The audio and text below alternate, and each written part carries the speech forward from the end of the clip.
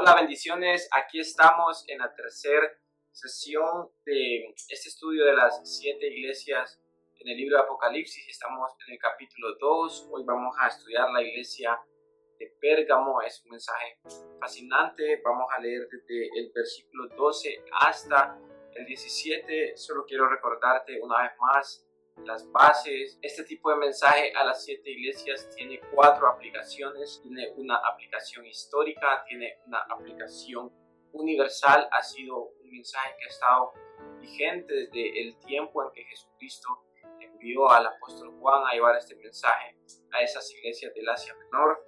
Desde ese momento hasta esta generación en el 2025, y entonces es un mensaje que siempre ha estado vigente. También tiene una aplicación personal. Podemos aplicar este mensaje de forma personal también. El Señor también habla a nuestras vidas, y también tiene una aplicación escatológica. Cómo podemos prepararnos para ser esa iglesia de los últimos tiempos. ¿Qué podemos aprender de estas iglesias? ¿En qué condición está nuestra iglesia hoy en día? ¿En qué condición está mi iglesia local? ¿En qué condición estoy yo? Entonces, esas son las aplicaciones que podemos tener. Y también te recuerdo que cada carta tiene varios comunes denominadores, que ya los hemos visto en las sesiones anteriores. Si no las has visto, te invito a verlos. Ya vimos el mensaje a Éfeso, el mensaje a Esmirna. También aprovecho para decirte que puedas compartir este mensaje con otros. Entonces, acompáñame ahí en la lectura el libro de Apocalipsis capítulo 2 versículo 12, el mensaje a Pérgamo. Y escribe al ángel de la iglesia en Pérgamo, el que tiene la espada aguda de 2 filos, dice esto: yo conozco tus obras y dónde moras, donde está el trono de Satanás, pero retienes mi nombre y no has negado mi fe, ni aun en los días en que Antipas, mi testigo fiel, fue muerto entre vosotros, donde mora Satanás.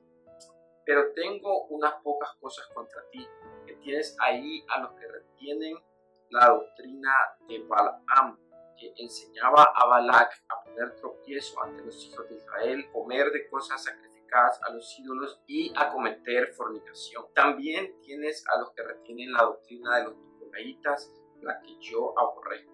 Por tanto, arrepiéntete, pues si no, vendré a ti pronto y pelearé contra ellos con la espada de mi boca.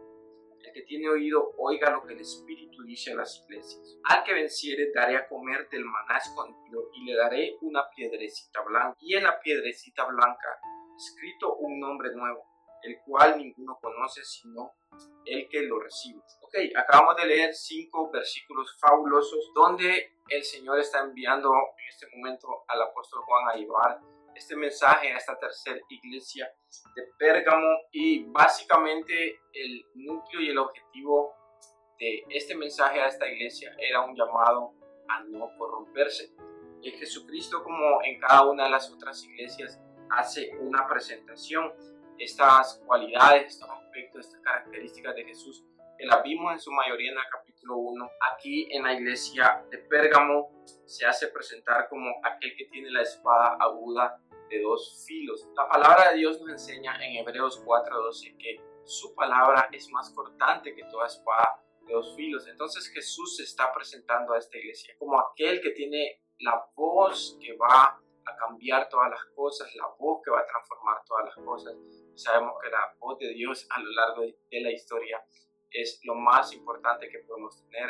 La voz de Dios es por lo que vivimos, la voz de Dios es por lo que tú y yo existimos, la voz de Dios es por lo que existe todo el universo, todo lo creado. Entonces Jesucristo está presentándose a esta iglesia como el que tiene la espada de 2 filos. Ahora también le dice: yo conozco tus obras, y el Señor le está haciendo un llamado a no corromperse, porque le está resaltando cosas buenas, que aún en medio de un entorno muy difícil, muy satánico, ya vamos a ver la parte histórica, ellos permanecen fieles, pero les reprocha que están permitiendo 2 tipos de doctrinas que estaban corrompiendo en la iglesia: la doctrina de Balaam y la doctrina de los nicolaitas. Si tú recuerdas del mensaje a Éfeso, el Señor resaltaba que esta iglesia en Éfeso aborrecía la doctrina de los nicolaitas.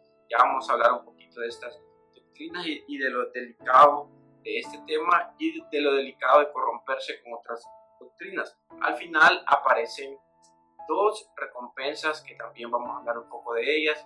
Estamos hablando también de cada recompensa que el Señor está haciendo a la iglesia, a su iglesia, y cómo también estas recompensas a nosotros nos sirven como un detonante, como un motivante para que podamos tener un cristianismo en esta era, con corazón encendido, pensando en que el Señor tiene grandes promesas para cada uno de nosotros y que la era eterna va a ser maravillosa con cada una de ellas. Ok, yo voy a dar ahorita unos datos históricos para que podamos desarrollar mejor el entendimiento y la estructura de este pasaje de la iglesia en Pérgamo. Dice, actualmente en Berlín existe un museo en donde puedes encontrar los restos del templo de Zeus.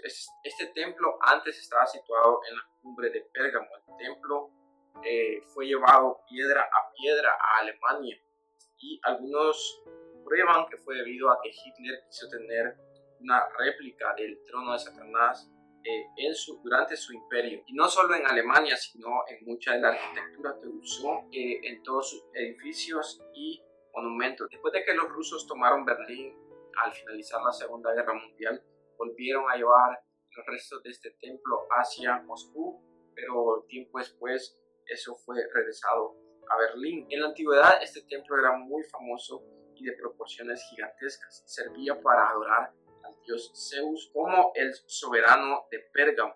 Jesús nos dice en la carta a la iglesia de Pérgamo que ese templo era realmente el trono de Satanás. Esto tiene muchas implicaciones importantes, porque la adoración a Zeus y a los dioses no está desconectada de la realidad espiritual. Cada vez que la gente adora a dioses, están dándole poder a Satanás y a potestades en la región. En Pérgamo había mucha adoración pagana. De hecho, era el centro de adoración del dios Asclepio, quien creían tenía poderes para sanar a la gente y aún resucitarla. Su símbolo sigue presente en todas partes del mundo. Cuando veas una serpiente enrollada en un báculo, se refiere a Asclepio. Gente venía de todas partes del mundo para ser sanada por medio de sus ritos espirituales. Satanás puede hacer señales milagrosas que engañan a la gente. Él lo hizo en la antigüedad y era una causa de persecución en la iglesia de Asia.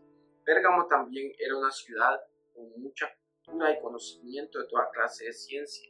Ellos tenían la segunda librería más grande del mundo, después de Alejandría, con más de 200,000 libros. Fue en Pérgamo que se inventó una clase de pergamino o papel para escribir, el cual sustituiría a las tablas de barro o monumentos de piedra. Era un lugar de mucha tecnología en su tiempo. Cuando Juan escribió Apocalipsis, Pérgamo ya había sido la capital de Asia al menos 250 años.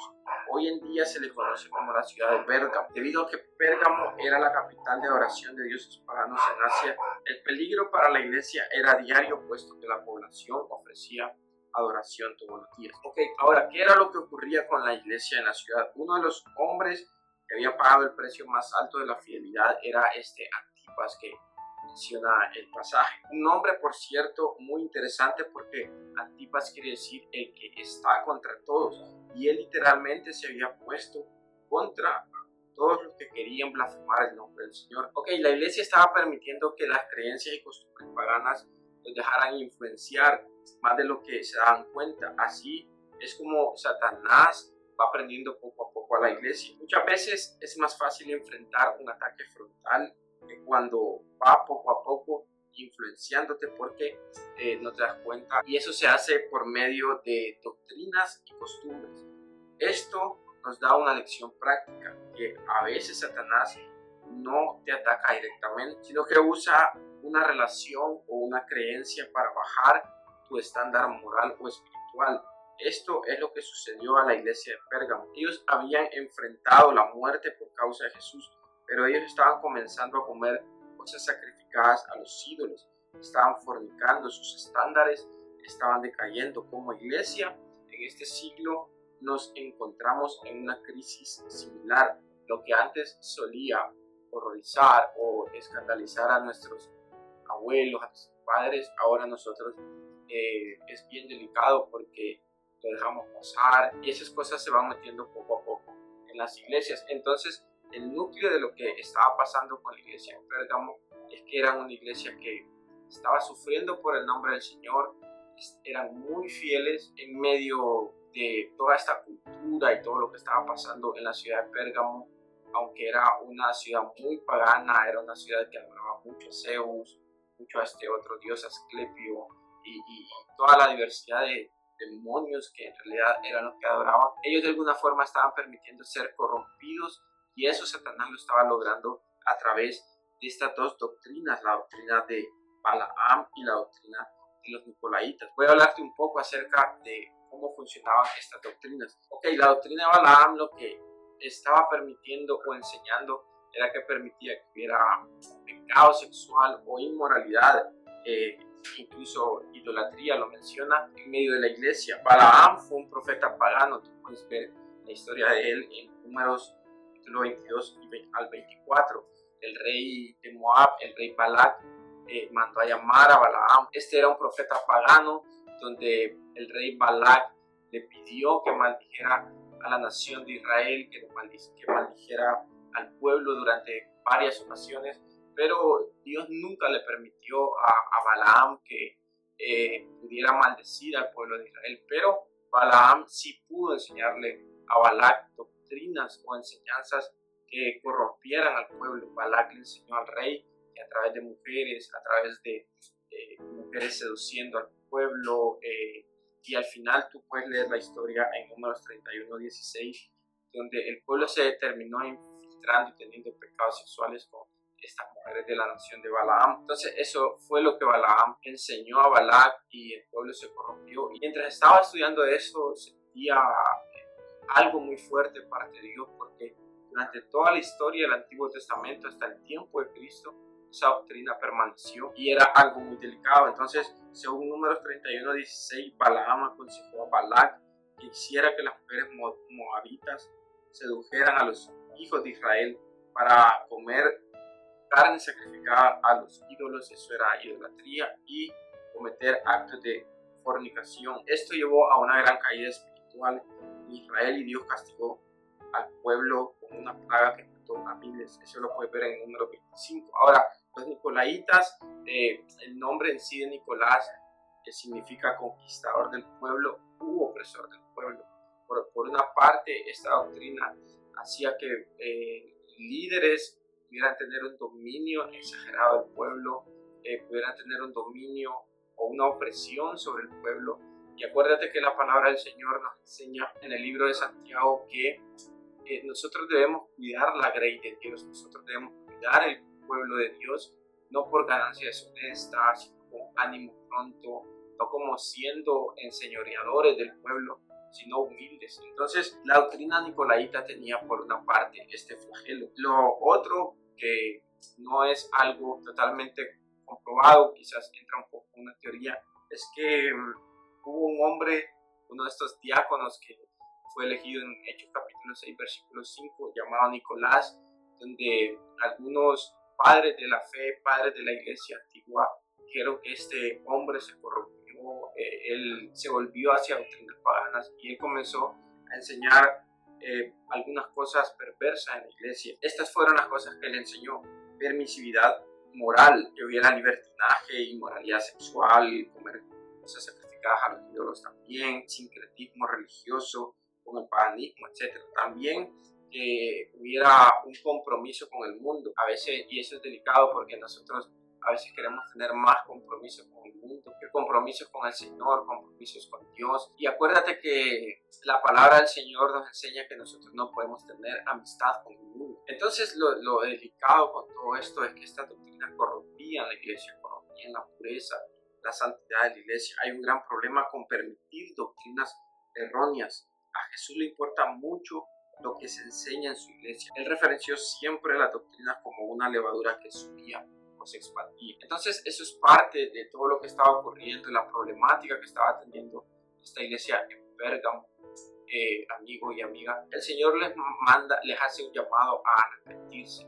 Arrepentimiento es cambiar de mentalidad, metanoia, cambien esos pensamientos, cambien esas acciones. Es delicado porque el Señor les dice, si no lo hacen, yo mismo lo voy a destruir con la espada en mi boca. Y quiero decirte que es difícil y el Señor se muestra un poco severo pensar que Él mismo va a estar en contra de cualquier persona que no esté arrepentida en estos escenarios, de cualquier persona que esté enseñando mal la palabra del Señor. Acuérdate que Él dijo que ni una jota ni una tilde se puede frustrar de la ley, de la palabra.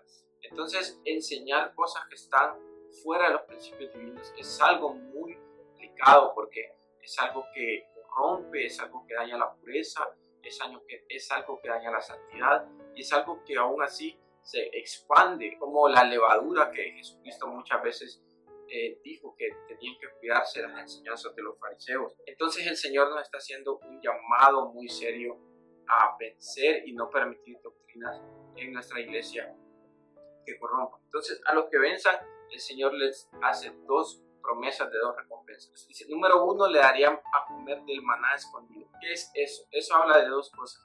El maná escondido, de hecho, el maná siempre fue alimento, fue el alimento, un alimento divino, un milagro que el Señor hizo. El Señor hizo descender pan del cielo. Cuando Israel estaba saliendo de Egipto, iba camino por el desierto, toda esa historia de 40 años, ellos podían comer de un alimento que el Señor proveía y el maná era ese alimento. Hoy sabemos que Jesús se volvió el pan de vida, sabemos que Jesús es nuestro alimento y nuestro sustento. Entonces lo que el Señor nos está diciendo es que vamos a tener un alimento eterno en Cristo, vamos a ser saciados para siempre, vamos a tener necesidad de nada. De alguna forma eso hoy lo podemos comenzar a vivir cuando tú y yo tenemos una relación íntima con el Señor, cuando vamos a su palabra, cuando vamos a la oración, cuando vamos a tiempos íntimos con el Señor. Nosotros tenemos sustento y un alimento verdadero. El Señor es nuestra plenitud y es un alimento espiritual, pero también esto habla de un acceso. ¿Por qué un acceso? Porque en el Antiguo Testamento vemos cuando Dios le da una orden a Moisés de que en el arca del pacto, este artefacto que era representación de la presencia de Dios, Moisés guardara algunas cosas, las tablas de la ley, la vara de Aarón, y también le dijo, guarda un poco de maná para que esto sea como una prueba o muestra a las generaciones de los milagros y maravillas que el Señor hacía. Y eso estaba en el lugar santísimo del tabernáculo. Ahí no tenía acceso nadie, ahí solamente tenía acceso el sumo sacerdote, la persona designada para interceder frente a Dios, para ejercer un sacerdocio. Entonces, los que saben la historia, saben que ahí solo podía entrar una persona especial a ese lugar. En medio de todas estas recompensas eternas, yo quiero invitarte, por ejemplo, a estudiar el Salmo 37. El Salmo 37 está cargado de recompensas para los humildes, recompensas para la eternidad. Y van a haber muchísimas recompensas, no solo las que habla Apocalipsis, pero Salmo 37 habla de cómo los humildes van a heredar la tierra, cómo los humildes van a tener posesión de un montón de cosas. Y déjame decirte, eso es para los hijos, eso es para los que sigan a Cristo. Hoy en la actualidad, amado amigo y amiga, parece que la cosa está al revés porque los poderosos, los que tienen el control de muchas cosas, quieren humillar a los pobres, quieren humillar a los de baja condición. Entonces parece que eso estuviera al revés, pero quiero decirte, no porque yo lo diga, sino porque la palabra de Dios lo dice, va a haber un día, un momento en la historia donde Dios le va a dar vuelta a todo eso. La Biblia dice que el Señor resiste a todo el altivo, a todo el que tiene un corazón engreído. Al Señor todo eso lo aborrece y va a haber un día que el Señor le va a dar vuelta a todo eso. Pero claro, Jesucristo va a venir a establecer un reino y no solo va a tener 12 discípulos, va a tener un montón de personas ayudándole en su gobierno y eso va a ser algo impresionante y va a ser para los humildes. Entonces también yo creo, por lo que dice aquí la palabra del Señor, que el Señor le va a dar acceso a muchos. Ok, ¿cómo podemos saber eso? Quiero explicarte. La salvación es gratuita, la salvación no es por obras. Tú y yo tenemos que anhelar la salvación, es lo más glorioso que puede existir, pero también tenemos que anhelar las recompensas, porque las recompensas son regalos especiales de parte del Señor.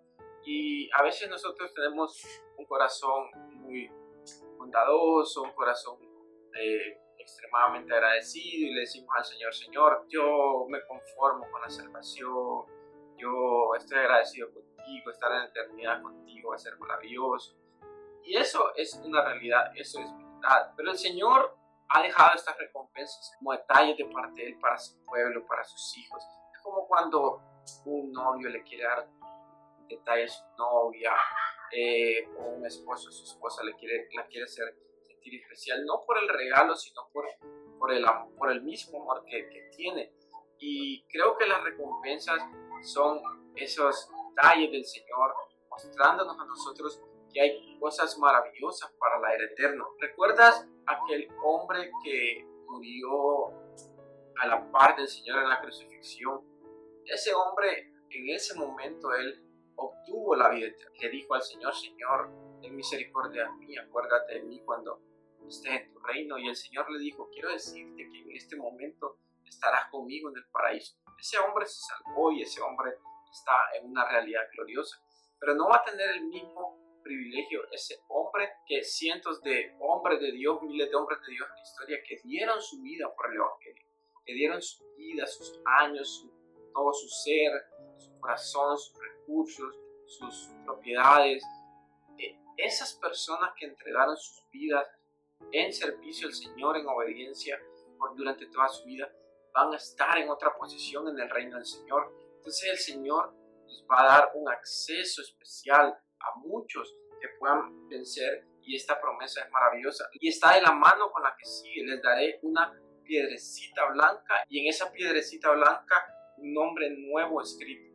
Alguien decía, cuando leo esto me parece que el Señor me va a dar un bling bling, y no se trata de eso. Ponte a pensar, dedicar toda tu vida al Señor para que Él solamente te regale un pequeño dije con una cadena, no tiene mucho sentido. Entonces te voy a hablar un poco de lo que yo he entendido con la ayuda del Espíritu Santo, que es esto. Cuando hablamos de blanco, hablamos de algo que emana gloria, y dice que esa piedrecita blanca va a tener un nombre nuevo que nadie conoce.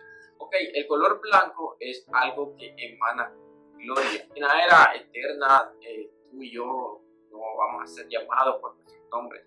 Quizás no seamos llamados por Fernando, por Marlon, por Erika. Dice que es un nombre nuevo, y ese nombre nuevo es tu historia y tu historia. Vamos a ser reconocidos por lo que fuimos hoy en esta era, en esta vida. ¿Cuál es el legado que estamos dejando? ¿Cuál es el sello que estamos dejando? ¿Qué es lo que estamos representando con nuestro estilo de vida? Quizás tú y yo la huella que dejemos, que fuimos alguien muy servicial, alguien que nunca le negó un favor a alguien que siempre estuvo dispuesto. Entonces, esa historia, amado hermano y hermana, la ganamos en el secreto. El Señor sabe quién eres tú, quién soy yo en el secreto, quién eres tú, quién soy yo allí cuando llegamos a casa, cuando nadie nos ve, cuando no estamos en la oficina, cuando no estamos en público, cuando no estamos frente a las personas, frente a una cámara. ¿Quién es Fernando cuando llega a su casa, cuando está en su cuarto, está viendo su celular a solas? ¿Quiénes somos tú y yo delante del Señor? Va a ser maravilloso pensar que la gente va a ver en nosotros eso que va a emanar gloria, nuestro nombre, glorificando al Señor para siempre por toda la generación. Como lo fue el rey David. Hoy, 3000 años después de historia, la gente sigue hablando de David, el dulce cantor de Israel, este hombre que tenía un corazón conforme al corazón de Dios. David, con su nombre, marcó la historia. Entonces, ese nombre no sabemos cómo va a ser. No va a ser Fernando de ninguna forma, no va a ser María, no va a ser Pablo, etc. Va a ser un nombre nuevo que va a testificar al Señor, que va a dar gloria al Señor con lo que ganamos en una vida íntima. Entonces esto es un poco de estas recompensas eternas que vamos viendo poco a poco aquí en las cartas de Apocalipsis. El otro sábado, si el Señor lo permite, vamos a ir con el mensaje a Tiatira. Ya es la cuarta iglesia. Y es muy importante que aprendamos lo que fueron estas iglesias, el mensaje universal, el mensaje personal tú y yo, amado hermano y hermana, estamos llamados a no corrompernos, a no permitir doctrinas que quieran arruinar nuestra pureza, arruinar nuestra santidad, ese estilo de vida al que el Señor nos ha llamado. Y cada mensaje de estos es fascinante. Es importante que los entendamos porque nos va a dar base para lo que viene, lo que vamos a desarrollar en todo el capítulo de Apocalipsis. Apocalipsis es fascinante, sabemos que está muy de la mano con Daniel, de la mano con San Mateo 24, el mensaje, la enseñanza de Jesús para el fin de los tiempos, cuáles son las cosas que van a ocurrir. Entonces, estamos aprendiendo, amado hermano y hermana. Gracias por estar aquí, gracias por ser parte. Nos vemos el siguiente sábado siempre a las 9 de la noche. Comparte esto siempre con otros, con tus amigos, con tus grupos de iglesia, y espero que el Señor esté fascinando tu corazón así como está fascinando mi corazón, el corazón de mis amigos, mi familia, para que tengamos aceite en nuestras lámparas para el día de su